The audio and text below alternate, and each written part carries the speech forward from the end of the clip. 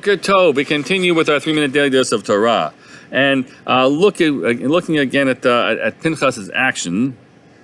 And the statement that we mentioned yesterday was that Kanaim Pogimbo, that whoever is doing this horrible act of cavorting with the Aramean woman, right? That the halacha is that vigilantes or zealots can stop them, and yet we're told that the Chachamim were opposed to this.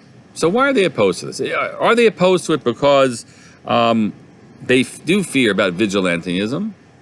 That people, what happens when people take the law into their own hands, and then other things might emerge, and we just have to instead give it over to law enforcement? That's one possibility. But here the Torah Tamima comments a little differently. I'll read you what he says in the English translation. Such a deed, deciding you're going to step forward and punish somebody in the moment when you're not a law enforcement person, so such a deed must be animated by a genuine, unadulterated spirit of zeal to advance the glory of God.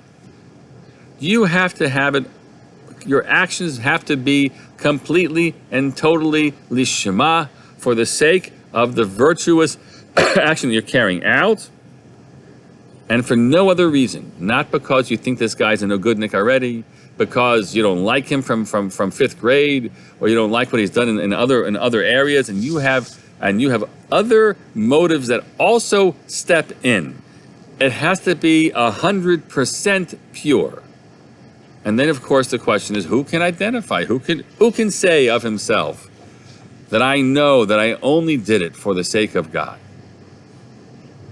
And the answer is probably nobody.